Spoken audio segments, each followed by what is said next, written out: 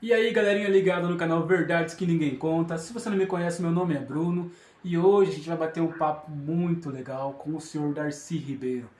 Roda a vinheta, produção.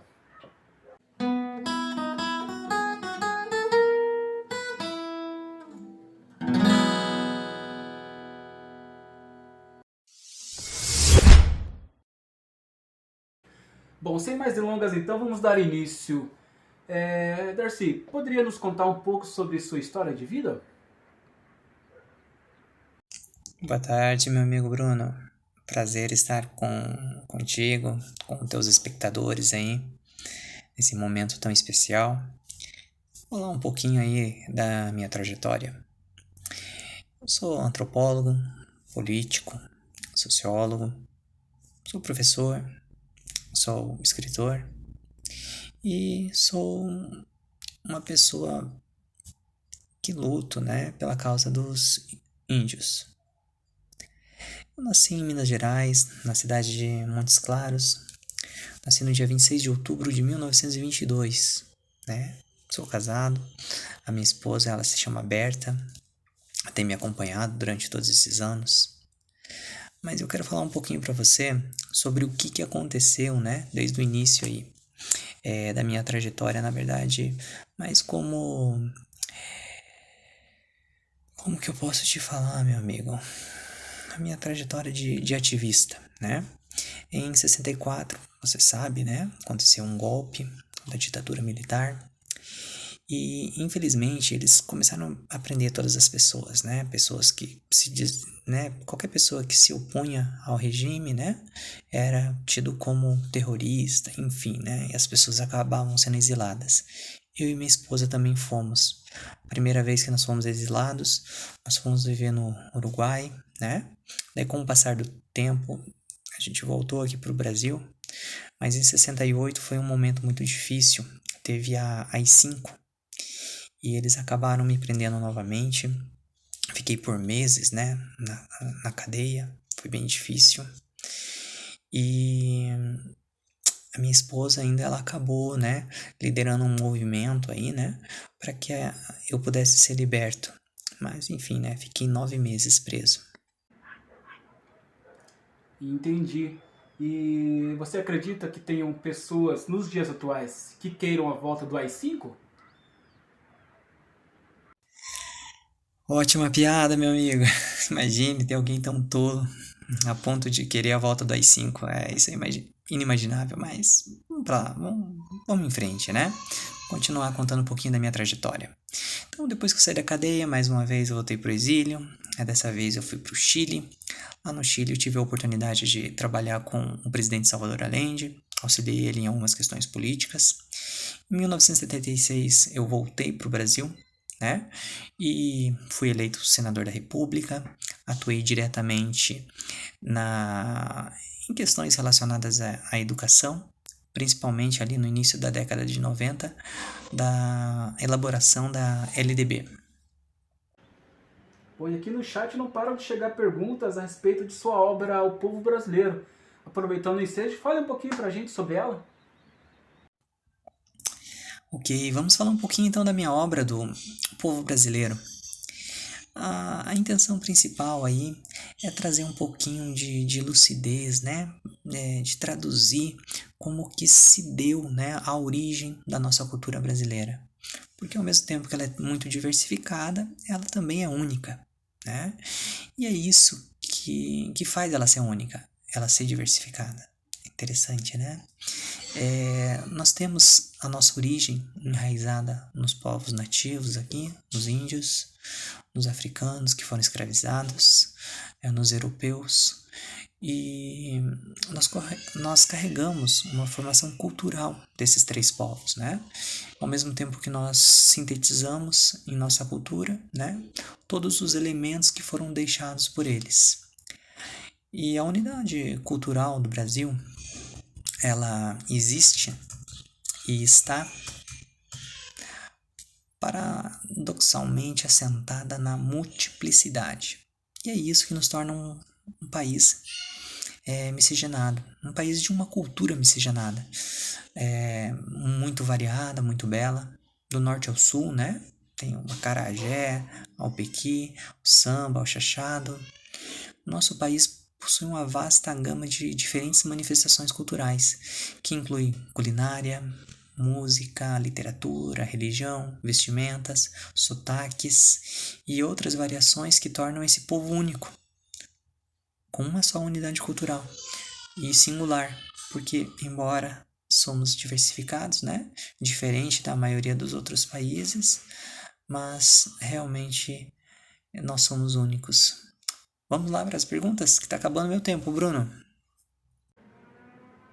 Ok, então a gente vai começar com as perguntas. A primeira vem de Curitiba, é do Hélio. Ele diz que é um adolescente e sonha em ser professor de história. E a questão dele é a seguinte: Darcy, podemos acreditar naquela historinha bela do descobrimento do Brasil ou não? Meu querido Hélio, que pergunta interessante. Pela sua pergunta, eu tenho certeza que você tem um futuro brilhante pela frente.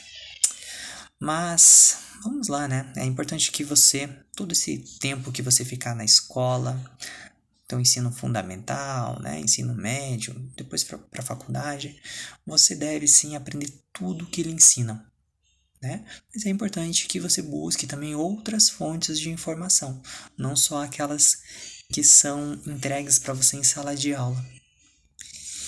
E em relação a ser verdade, é bem difícil para que um assunto tão delicado, né, ele seja trabalhado de uma forma diferente da que é trabalhado hoje em dia, né? Onde esse imigrante aí, né, o descobridor, ele é mais como um herói do que como um invasor. Mas para as crianças a gente não pode falar isso, mas para os jovens, né, para os adultos, é importante que eles saibam, sim, que o nosso país ele foi invadido, nós somos roubados, né? As mulheres que aqui viviam foram estupradas, os índios foram escravizados, houve um verdadeiro genocídio. Eles morreram a centenas, milhares deles, né? Durante esse processo aí de colonização que ocorreu após 1500. Mas isso aconteceu, não pode ser apagado, né? Isso é um fato que as pessoas têm que saber que aconteceu. Mas é importante que a gente aprenda com o nosso passado, para que no presente esses erros que aconteceram lá atrás não se repitam, nem no presente, nem no futuro, em todas as áreas da nossa vida, né? Que nós possamos lutar aí todos os dias contra as desigualdades, injustiças que presenciarmos, né, na nossa sociedade. Obrigado pela pergunta. Vamos para a próxima pergunta então, que vem de Curitiba também. Que ele informa que é um grande fã seu. Ele reitera aqui que tem uma escola com o seu nome, inclusive, no bairro Tatuquara, em Curitiba. E a pergunta dele é a seguinte: os jesuítas realmente evangelizaram os índios? Pois, ao ver dele, não teria nenhum problema nenhum nos dias atuais, né? Haja vista, a gente pode expor nossa religião um para com o outro, né? Se o outro não aceitasse, não teria problema nenhum. Pergunta que veio de Lutero, acadêmico de serviço social. Lutero, bacana, bacana. Gostei do teu nome, cara. Eu acho que eu já ouvi esse nome em algum lugar. Mas enfim, vamos aí responder a tua pergunta rapidamente. Eu acho que realmente você tá certo, né? Nós temos sim liberdade aí para falar da nossa religião, para escolher a nossa religião.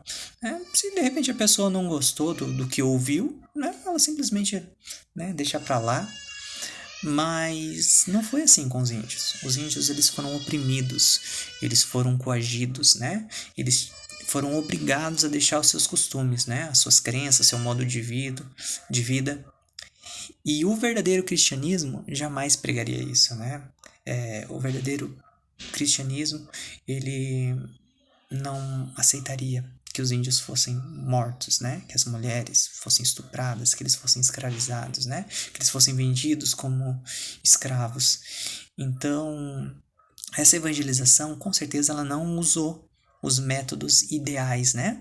Para falar da sua religião, que eles acreditavam que era a religião correta, né? A religião certa.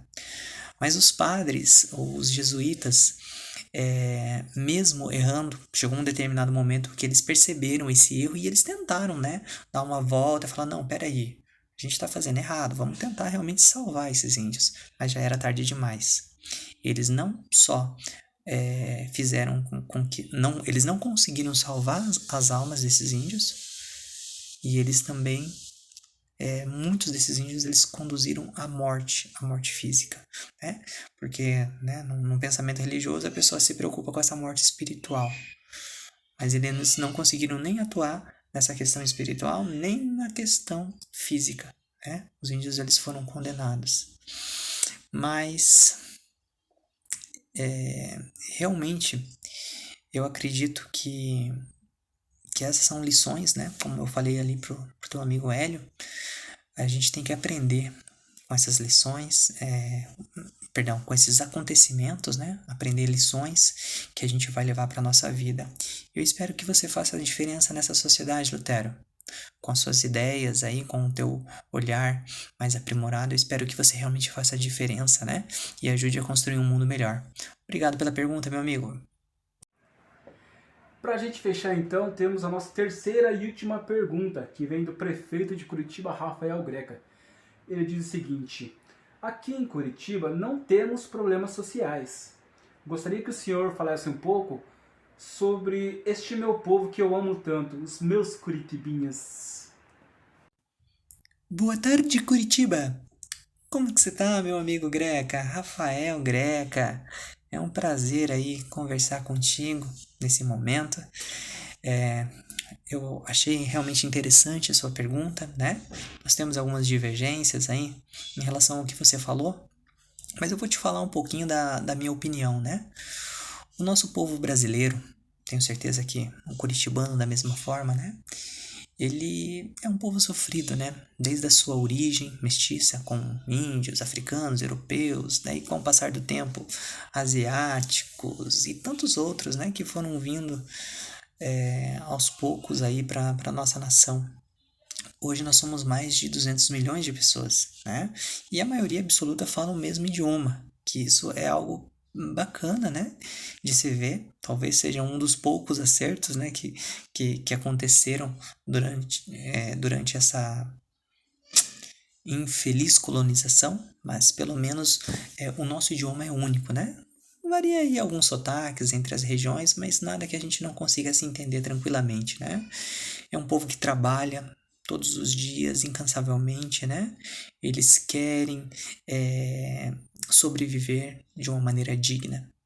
Eu acredito que muitos avanços aconteceram, mas que a história ainda se repete. Pois a violência, a desigualdade, que antes assolavam índios, escravos, hoje elas afetam as minorias, né? O homossexual, o negro, a mulher, né? Qualquer minoria, né? Ela continua sofrendo, ela é sufocada, é oprimida. E essa opressão acaba tentando torná-las invisíveis. Caso aí, as pessoas em situação de rua, né? Mas eu espero que isso não aconteça em sua cidade, prefeito. Eu espero que o senhor faça alguma coisa, né? Para que isso não aconteça. E se acontecer, que o senhor possa atuar e resolver esses problemas. Ótimo, então fica o meu muito obrigado a todos que participaram desse debate, a todos que acompanharam e até uma próxima.